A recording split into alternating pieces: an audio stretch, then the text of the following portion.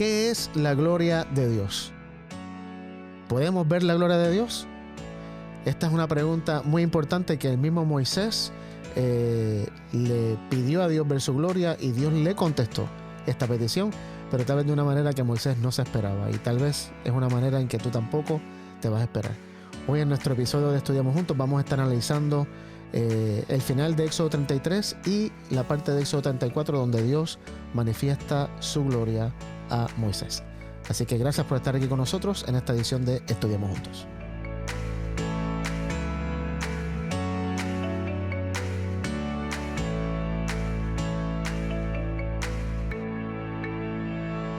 Bienvenidos sean todos hoy a esta parte, segunda parte de esta lección número 12. Te ruego que me muestres tu gloria. Estamos acá con Joel y con Denar, continuando nuestro estudio, y simplemente vamos a hoy comenzar rápidamente con una oración, recordándole antes de la oración del nuevo programa que se avecina, Tenuá, en un canal también nuevo en nuestra página de Facebook, de YouTube, que se llama Diálogos y Conceptos.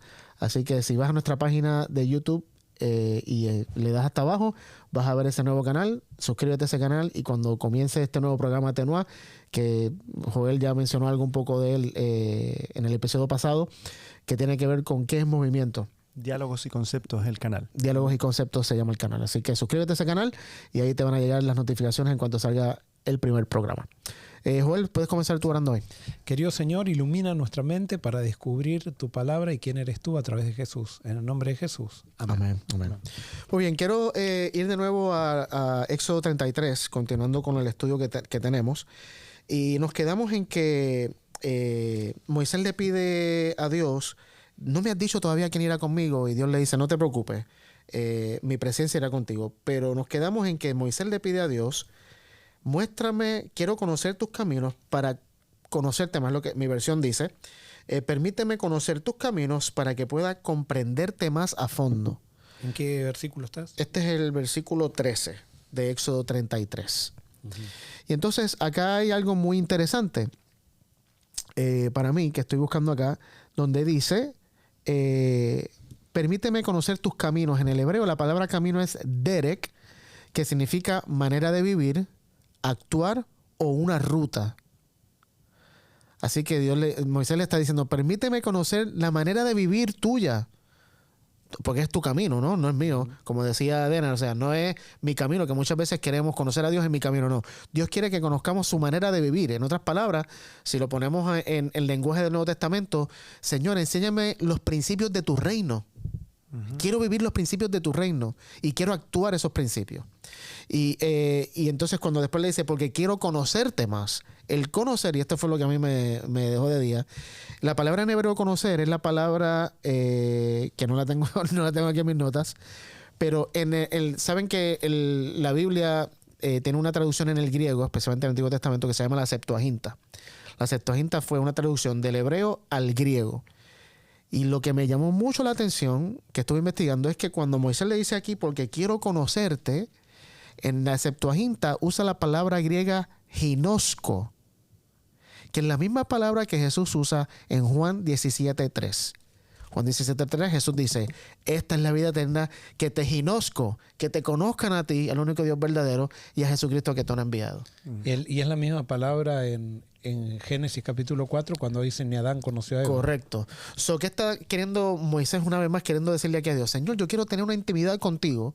Yo quiero realmente conocerte. Y este conocer, la palabra ginos con el griego, es un conocer por experiencia. No es un conocer de teoría. Es que yo conozco porque pasé tiempo con una persona, pasé tiempo con algo y conozco ese algo, conozco esa persona. Así que Moisés quiere conocer a Dios. Para Moisés, Canaán no es lo más importante. Por lo menos hasta ahora, por lo que puedo ver. Para Moisés lo más importante es tener la seguridad de que no solamente va a conocer a Dios, sino que Dios va a estar con él. Eso para Moisés es lo más importante. Es que Moisés le tenía miedo al pueblo. Seguramente. Si Dios no va conmigo, a mí me matan. Si yo no estaba ahí, o sea... Lo linchaban, sí. sin duda, y trataron varias veces. Y esos eran los caminos de Egipto. Correcto. Bueno, entonces vamos a continuar acá con el versículo 17 al 21 y así cerramos el capítulo 33. Y Jehová dijo a Moisés, también haré esto que has dicho, por cuanto has hallado gracia en mis ojos y te he conocido por tu nombre. Él entonces dijo, te ruego que me muestres tu gloria. Y le respondió, yo haré pasar todo mi bien delante de tu rostro, y proclamaré el nombre de Jehová delante de ti, y tendré misericordia del que tendré misericordia, y seré clemente para con el que seré clemente. Dijo más, no podrás ver mi rostro, porque no me verá hombre y vivirá. Y dijo aún Jehová, he aquí un lugar junto a mí, y tú estarás sobre la peña. Y cuando pase mi gloria, yo te pondré en una hendidura de la peña y te cubriré con mi mano hasta que haya pasado. Después apartaré mi mano y verás mis espaldas, mas no se verá mi rostro. Porque aquí hay una aparente contradicción. Sí, eso. Aquí Dios dice, ningún hombre puede ver mi cara. So, tú vas a ver algo mío, pero no mi cara. Pero ya en el versículo 11 dice que Moisés hablaba con Dios cara a cara en esa caseta. Entonces, ¿qué era? ¿Veía la cara de Dios o no veía la cara de Dios? No, justamente son frases literarias para ejemplificar intimidad. Muy bien, muy bien. Gracias por esa aclaración. Tenemos otro detalle aquí interesante. Dios le contesta a Moisés en el 17, le dice, sí, yo te miro con agrado y te conozco por tu nombre. Yo te conozco por tu nombre. Y esto fue algo que comenzamos a hablar ahorita en otro momento. En la tradición bíblica y judía, el nombre expresa la naturaleza, carácter y hasta el destino de una persona. Que fue, ¿se acuerdan que hablé de Jacob, por ejemplo? Y cambiar un nombre podía significar un cambio de identidad y de propósito. Abraham, padre de... ¿Cómo era? ¿Abraham qué significaba? Abraham. Abraham. No Abraham. Nada. Abraham. No me acuerdo. Abraham que no significaba No recuerdo padre grande o algo así. Pero Abraham es padre de muchedumbre. Jacob significa engañador y Israel significa vencedor. Saulo no sé qué significaba, pero Dios le cambia el nombre a Pablo. No, eso, Saulo era el nombre hebreo y Pablo el nombre griego. Oh, bueno, está bien. No le Pedro, también el mismo cambio Simón y Pedro. ¿Significan lo mismo? Pedro era un sobrenombre. ¿Oh, Era sí? canto rodado. Ah, mira, no sabía. Yo pensé que Dios le había cambiado el nombre a Simón. Sí, o sea... No vas a ser Simón, sino que vas a ser Pedro. No, Simón le dijo, tú te llamarás Pedro. Sí, Correcto. pero era un sobrenombre. Ok, Ajá. que ya tenía. Que, o sea, era una manera de cambiar el Claro, nombre. correcto. ¿Sí? O sea, de cambiar su identidad, Claro. justamente, que es Ajá. lo que estamos hablando acá. Entonces, en la tradición judía también el nombre estaba ligado a la memoria y a la permanencia. ¿Y nosotros no vamos a tener un nombre nuevo también? Correcto. ¿En el cielo? Justamente. O sea, que tendríamos un nuevo nombre. ¿Y qué significa eso? Si nombre también quiere decir memoria, permanencia o identidad, tener un nombre nuevo significa que vamos a tener una identidad nueva. ¿Viste? Ahora, fíjate qué interesante. ¿Quién puede buscar Deuteronomio 9.14 y Salmo 9.5? Yo busco Salmo 9.5. Ok. So, en la tradición judía el nombre también estaba ligado a la memoria y la permanencia. So, mi nombre, si estaba escrito, si estaba mencionado, si alguien me conocía por nombre, yo permanecía, mi memoria permanecía. Pero fíjate lo que dice Deuteronomio 9.14. Déjame que los destruya y borre su nombre de debajo del cielo, y yo te pondré sobre una nación fuerte y mucho más numerosa que ellos. Muy bien, borrar el nombre significaba en este sentido borrar la memoria. Los borro del libro y contigo voy a hacer una nación nueva. Y de esta gente nadie se va a acordar jamás en la vida. De paso, los egipcios tienen la costumbre de que en sus registros nunca escribían los eventos negativos que le pasaba al pueblo, a la nación, para que no hubiera memoria de eso. Si no estaba escrito, no había memoria. Salmo 9.5. Reprendiste a las naciones, destruiste al malo, borraste el nombre de ellos eternamente y para siempre. Ok, so aquí David está anhelando, lamentablemente, que Dios borre el nombre de todos los impíos. ¿Y eso qué significa? Borrar el nombre de los impíos, que no haya memoria de allá de los impíos. Claro, y esa es la enseñanza material y cómo pensaba Moisés humanamente. Cuando llegamos a Cristo, Cristo tiene la misma actitud de Abraham Lincoln. Que Abraham Lincoln, cuando le decían, se refería a los enemigos como buena gente, la gente que estaba con Lincoln le decía, pero ¿cómo? A los enemigos tenemos que destruirlos. Y justamente Lincoln le dice, los destruí considerándolos mis amigos. Tremendo. O sea, nosotros vemos destrucción como es material, es siempre algo material. Y Dios ve destrucción como algo espiritual. Correcto. Y entonces, volviendo con el nombre inscrito en el libro significaba entonces pertenecer, que es lo que tú estabas diciendo, que Dios promete darnos un nuevo nombre, que indica una relación renovada, una identidad nueva y todo lo demás. Estoy leyendo unas notas que tengo aquí. Y por eso, si vamos a Salmo que iba... sí, Salmo ya lo leyó. ¿Lo leyó? Sí, Salmo 9.5. Me perdí entonces. Me perdí pensando otra cosa. Juan 10.3. Juan 10:3. Esa de las ovejas. Ajá. Ahora Jesús expande este concepto del nombre, porque acá, ¿de qué estamos hablando? Estamos hablando de que Dios le dice a Moisés, yo te miro con agrado y te conozco por nombre. Eso indica una intimidad, pero tremenda, el conocer a alguien por nombre. ¿Cuántas veces, lamentablemente, nosotros como pastores se nos olvida el nombre de las personas que vienen a nuestra iglesia? A mí no me pasa. Y los vemos 10 veces y se nos olvida el nombre. ¿Por qué? Porque lamentablemente con esas personas las vimos un sábado, nos dijeron el nombre y por ahí nos fuimos y lamentablemente no volvimos a hablar con ellas. Pero con la persona que todos los días o todos los sábados tú estás en contacto, se te olvida el nombre. A Joel tal vez sí. A vos, ojo. A mí no. El programa pasado se te olvidó. Estábamos acá con Sammy y conmigo y se te olvidó nuestro nombre. Fue un lapso momentario. Un juelazo. Es que dicen que las cosas malas se pegan rápido.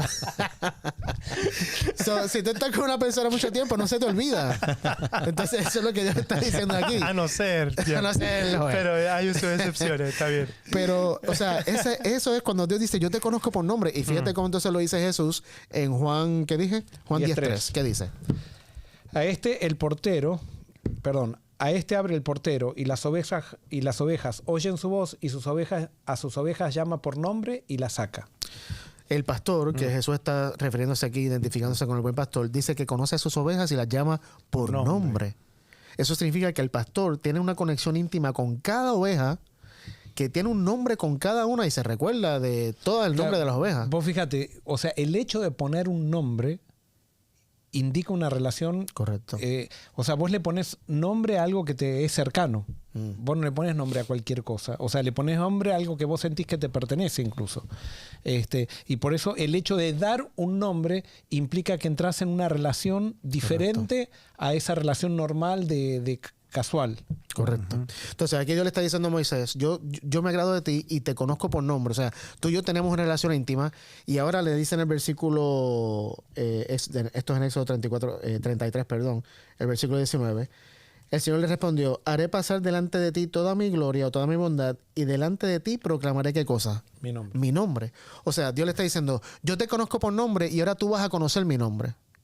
O sea, literalmente está describiendo lo que es una relación saludable, el conocerse mutuamente. O sea, yo te conozco y tú me conoces de ambas partes. O sea, y evidentemente todavía Moisés no lo conocía bien. Correcto. Por eso, cuando Moisés le habla, mira que esta gente es tu pueblo. En el versículo 13 le habla le dice, le pide todo y todo. O estaba hablando con él y dice, pero te recuerdo que este es tu pueblo. Como diciendo, yo te tengo que recordar cosas, porque si no fuera por mí, vos no te acordás. Claro. No, si no fuera por mí los hubieras destruido. Porque yo intercedí por ellos en el monte. Moisés por eso se daba cuenta que todavía no lo conocía bien. Y Dios tiene que revelarse de una manera diferente, más profunda que las que hasta ahora tenía. Y ahora pregunto, ¿será que llega un momento en que ya conocemos a Dios? No. Ok, el conocimiento de Dios es progresivo. Nunca llega un momento en que digo, bueno, ya conozco. O sea, si no, sería Dios un Dios limitado. Y de paso, no nos pasa tampoco en las relaciones humanas. Por ejemplo, yo voy a cumplir este diciembre 25 años de casado y cada momento, cada experiencia que pasó, descubro y conozco algo de Sacha que tal vez no conocía antes porque no habíamos vivido esa experiencia. Sí. Y me parece que con Dios es exactamente lo mismo. Las experiencias que vivimos, y esto es algo que yo siempre digo, Dios se manifiesta en la Biblia con diferentes nombres. Consejero, proveedor, ayudador, todo lo demás. Pero solamente cuando pasamos por la experiencia de necesidad es que conocemos que Dios es el proveedor. Cuando paso por la experiencia de que no sé qué hacer, es cuando conozco que Dios es el consejero. O sea, es cuando paso por el momento difícil, por la crisis, que Dios se revela, y esto es algo que pareciera anormal que en la crisis el carácter de Dios se manifiesta más poderosamente. Cualquiera diría, no, en los momentos buenos es que... No, pero es que en los momentos difíciles, cuando vemos esos atributos de Dios que se enaltecen y ahí conocemos y la intimidad con Dios crece más, y creo que también en las relaciones cuando pasan momentos difíciles. Y es interesante ver que en ese conocimiento que es progresivo, nosotros somos los que cambiamos, en el sentido que hemos visto y hemos analizado antes que Dios nunca cambia, que es el mismo. Pero si yo me veo 10 años atrás, yo no soy el mismo Denar de hoy. Correcto. Han cambiado muchas cosas en mí, pero Dios no ha cambiado. Y por eso que, o sea, vamos conociendo a Dios y vamos viéndolo desde una perspectiva. Tal vez hace 10 años atrás yo veía a Dios de acá. Hoy lo veo a Dios de aquí y de este ángulo. Después lo voy a ver de aquí, de este ángulo. Tremendo. Y hay ángulos infinitos que yo, o sea, pasaremos toda la eternidad Correcto. viendo, o sea, ángulos infinitos de Dios. Nuevos aspectos que yo no conocía y que nos van a ir sorprendiendo cada vez. Pero yo que soy una persona cambiante ahora, y como tú dices, en el ejemplo que dabas, tal vez Sasha en 10 años más va a descubrir cosas porque ya hay cosas de su vida que van a ir cambiando y también cosas tuyas que van a ir cambiando. Pero Dios no, Dios es el mismo. Pero para conocerlo, o sea, vamos a tener que ver siempre ángulos diferentes de Él, que es igual, pero nosotros somos los que lo vamos viendo de perspectiva diferente porque nuestra vida va cambiando. Me fascina esa analogía, Denar, porque es cierto. Si yo pusiera esta computadora acá y le digo a Joel, ¿qué tú ves? Joel solamente va a ver lo que puede ver, pero lo que yo veo no lo va a ver. Entonces, necesita una perspectiva diferente para poder ver también lo que yo veo. Y así mismo es Dios, me fascina. O sea, y yo creo que las experiencias de la vida nos llevan a esa perspectiva diferente y conocemos a un atributo de Dios diferente. Muy bien, entonces, conocer el nombre significaba relación personal, cuidado y amor. Romanos 2.4. Romanos 2.4, vamos.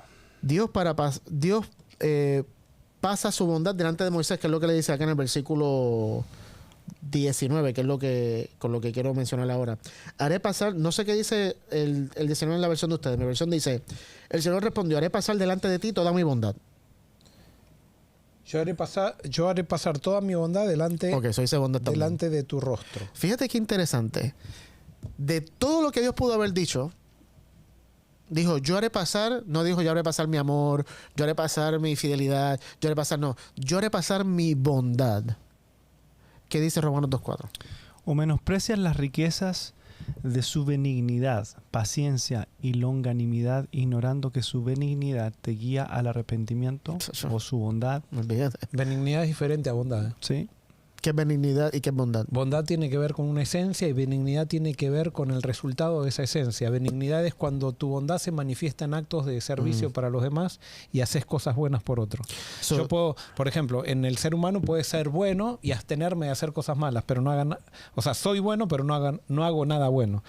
Eso no puede ser. O sea, lo que me dice, el amor es benigno. O sea, el amor se manifiesta en acciones de amor.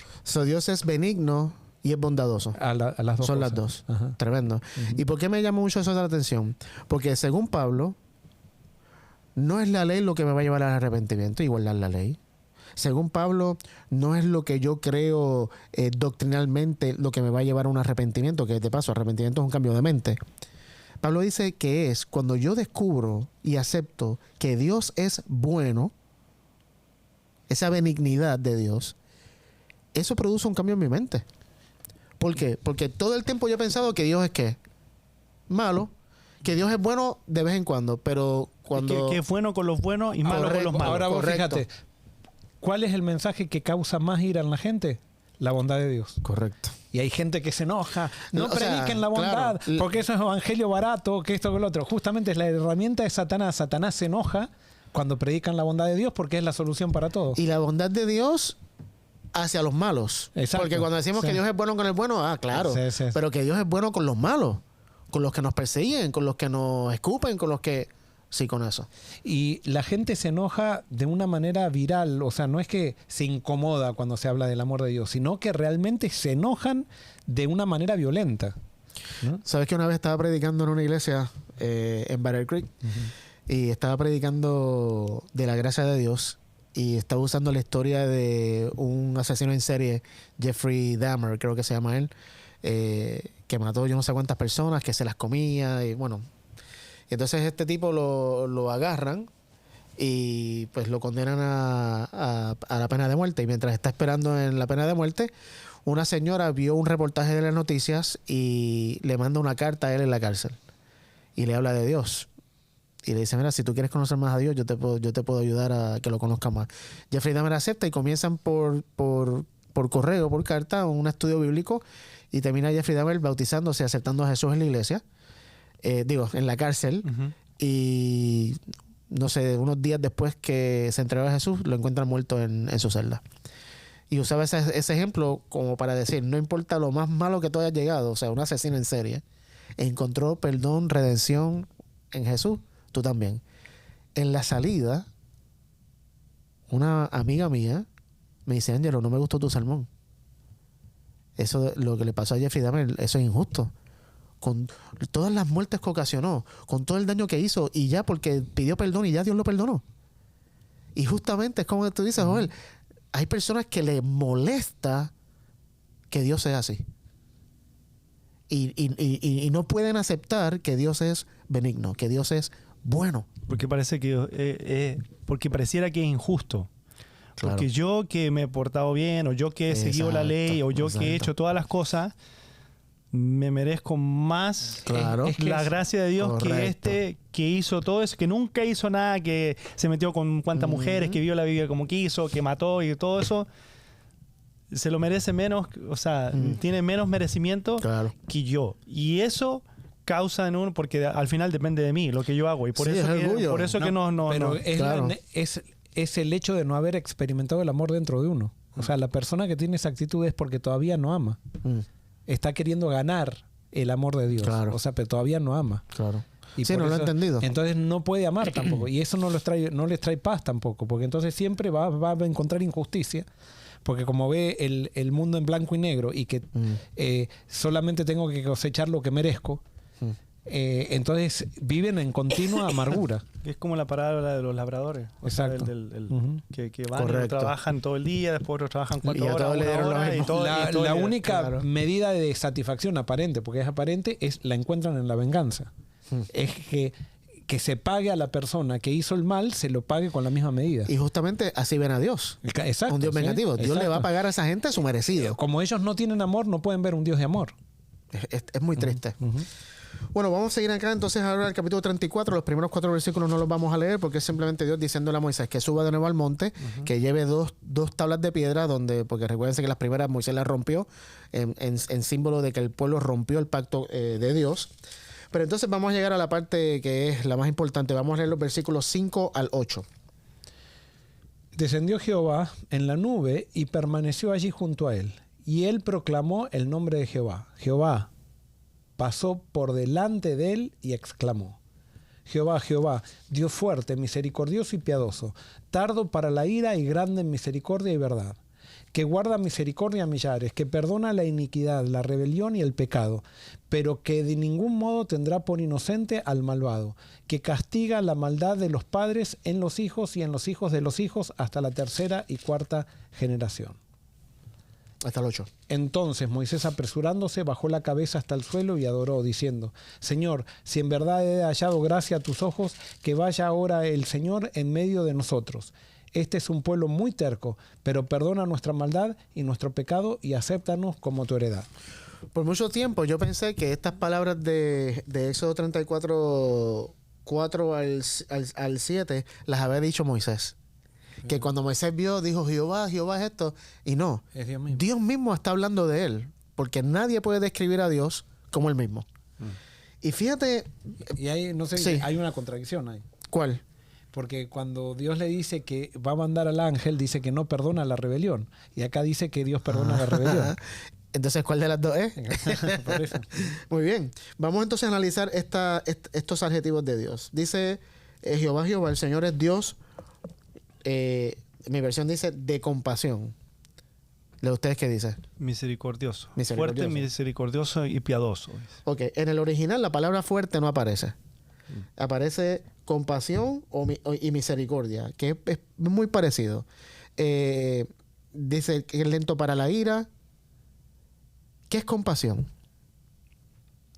Compasión es no solamente sentir dolor por el dolor de otra persona, sino hacer algo para remediar ese dolor.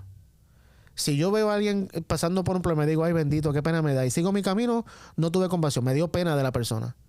Pero Dios, cuando dice que yo soy un Dios compasión, es que Dios ve el dolor y hace algo para remediarlo. Es como el samaritano. Correcto. Ahora, hay personas que pueden decir, sí, pero yo estoy pasando por dolor y Dios no está haciendo nada. ¿Será que Dios no está haciendo nada? Si Dios dice, yo soy un Dios de compasión, yo soy compasión. Tal vez no veas, tal vez no sientas, pero en este momento Dios está actuando y está obrando cosas que tú no ves para aliviar tu dolor. Porque Dios es compasión. Y uno ve lo que cree. Aparte, también. Luego dice que Él es un Dios de misericordia. ¿Qué es misericordia? No darle a alguien lo que merece. El pueblo era terco, sí. El pueblo era rebelde, sí. El pueblo adoraba, cada rato violaba el pacto con Dios. ¿Y qué merecía el pueblo? Morir, destruir justamente lo que ellos pensaban. Pero como Dios es misericordia, no le daba lo que merecían. O sea, la lógica del pecado, hay una lógica del pecado que la misericordia pasa por sobre la lógica del pecado, porque la paga del pecado es muerte. Correcto. Correcto. Entonces después viene algo tremendo que le dice, es lento para la ira. Y creo que hemos hablado aquí muchas veces de lo que es ira en la Biblia, la ira de Dios. Ira en la Biblia es una nariz larga, para que se caliente la nariz, o sea, mientras más larga la nariz, se ponga roja. Correcto. So, Dios es un Dios, cuando dice lento para la ira, Dios es un Dios de una nariz mega larga. O sea, en nuestro vocabulario diríamos que se tarda para enojar, pero la realidad es que Dios no se enoja como nosotros. No, el enojo de Dios no es el nuestro. Nuestro enojo es totalmente diferente al de Dios. Dios no se enoja así. Y luego dice, está lleno de amor inagotable. Esa para mí es mi frase favorita. Porque la palabra lleno en el hebreo es literalmente excesivo. Dios es excesivo ¿en qué? En su amor. En amor. Y la palabra amor inagotable aquí es la palabra Hesed, que ustedes me han escuchado hablar mucho de esta palabra, que es un amor, es el amor como Joel describe, es un amor que ama a pesar de. No es un amor condicional, no es un amor obligado, es un amor que ama incondicional. Por eso es que es excesivo, es incondicional. O sea, no acepta peros, porque nosotros muchas veces decimos ama, pero... Correcto, no, este amor no. Todos los peros entran dentro del amor. Correcto. O sea, no hay un pero, un amor o aquello. Correcto. Este amor de Dios, que Él dice, yo tengo un amor excesivo. Y luego dice, inagotable y fidelidad. Que para mí también uno de los adjetivos más lindos de Dios, que Dios es siempre fiel. De Pablo dice que cuando nosotros somos infieles, Dios permanece fiel porque no puede negarse a sí mismo. Justamente confirmando lo que Moisés dice aquí. Lo que Dios dice del mismo. Dice, yo derramaré amor inagotable a 1000 generaciones. No sé cómo dice la versión de ustedes. El 7. Guarda misericordia a millares, que perdona iniquidad, la rebelión y el pecado. Ok, que perdona la iniquidad, la rebelión y el pecado. Y acá yo estuve chequeando estas palabras de iniquidad y pecado, y en el hebreo es un poquito más fuerte, porque dice literalmente, cuando dice que perdona la maldad, perdonar significa cargar o llevar. Dice, yo cargo el pecado, yo llevo la maldad de ustedes, que obviamente se hace literal en Jesús. Y luego dice el pecado, cuando habla aquí de la iniquidad, la palabra es depravidad o culpa, o incluso la palabra en hebreo puede significar castigo de la maldad. Yo cargo el castigo de la maldad. Y luego dice... él se pone entre el pecado y nosotros. Correcto. O sea, él nos quita la iniquidad y la carga él. Esto todo, ¿sabes? Tiene alusiones proféticas a Jesús. Y luego dice, perdono la rebelión o la deserción en el hebreo y pecado, que pecado es la ofensa o penalidad. Así que Ujú. aquí vemos un cuadro, o sea, si tú quieres saber quién es Dios, esto es Dios. Y esto lo ejemplificó Jesús, pero a la quinta potencia. Porque Dios, al final del día, es un Dios bueno. Ahora, Y pero ahí Ajá. vas a terminar con... Sí, voy a decir ahora. Dale. Pero alguien puede decir, sí, pero pastor, se le olvidó la última parte aquí del versículo 7, donde dice, pero no absuelvo al culpable, sino que Castigo la- Ajá. ¿Qué dice Sí. tu versión? Dice, pero no tendrá por inocente al malvado que castiga la maldad de los padres en los hijos y en los hijos de los hijos hasta la tercera y cuarta generación. Ok, esa traducción está bien mal. Y la mía también, porque la mía dice, pero no absuelvo al culpable, sino que extiendo los pecados de los padres a los hijos. En el hebreo la palabra no es castigo, no es extender, la palabra es visito. Esta versión dice visita. ¿Dice la tuya? Dice Léelo. que visita la iniquidad de los padres sobre los hijos y sobre los hijos de los hijos hasta la tercera y cuarta generación. Esta dice visita. Entonces te hago una pregunta. Cuando Dios visita a alguien, ¿para qué lo visita? Y cuando vos visitas a alguien es para comer con él, para pasar un momento con él. Si yo, por ejemplo, yo visito a alguien, o sea, un amigo, un familiar, pero puedo visitar a alguien que está enfermo, ¿para qué? Para darle aliento, puedo visitar a alguien que está en necesidad para ayudarlo. O sea, la visita de Dios no es como nuestras visitas, que a veces es alguien que nos molestó, nos hizo algo, vamos a la casa o le mandamos mensajes, mira, y los confrontamos. No, Dios dice, al que es pecador, yo lo visito. Es lo, Tremendo. Es lo mismo que hizo con Adán y Eva. O Correcto. sea, pecaron y salió a visitarlos. Correcto. Jesús vino Para visitarlos. contarle buenas noticias. Exacto. Claro, porque Eso- dice... Porque ahora- dale. Sí. No, dale. No, porque ahora dice, por eso tiene sentido, porque, o sea, y cambia el sentido, porque dice, no dará por inocente al malvado.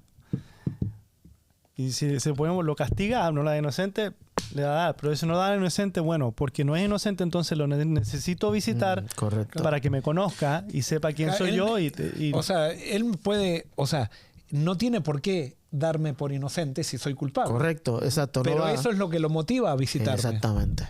Es tremendo. Y eso. por eso la traducción, y hoy en día realmente no necesitas un grado teológico Ahora, para conocer estas cosas. Eso es lo que quería decir. O sea, pero ¿por qué mete los hijos de los hijos? Por el hecho de que esto está hablando de la responsabilidad que tenemos los padres. Dios nos va a seguir visitando. Pero Él no quiere hacer visita, Él quiere sentarse ser parte de la familia. Pero nuestras malas acciones puede que ser que repercutan en nuestros hijos, que nos sigan considerando por visita hasta por 3 generaciones.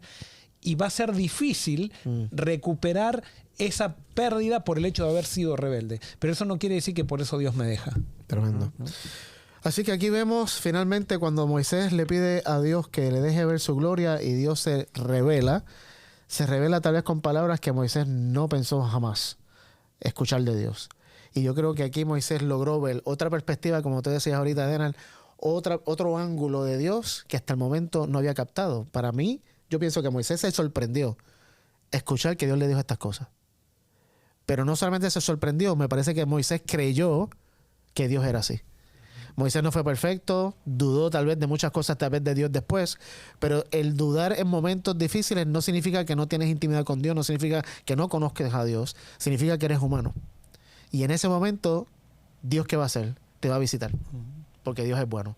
Y al final del día, creo que es el mensaje con el que quiero que te quedes. Si hay algo de la gloria de Dios, ¿qué es la gloria de Dios? La gloria de Dios es su carácter, es quién es Él. Y si hay algo de Dios que tú tienes que entender y aceptar, es que Dios es bueno. Fue bueno, es bueno y será bueno. Siempre. Con todos. Con el malo y con el bueno, de paso. Todos somos malos de acuerdo a la Biblia. Así que Dios es bueno con todos. Y esa bondad de Dios, cuando la entiendas, cuando la aceptes y la creas, es lo que te va a llevar a rendirte a este Dios que es benigno. Así que ríndete a este Dios y recuerda que este Dios lo único que desea es que tú lo conozcas. Dios te bendiga.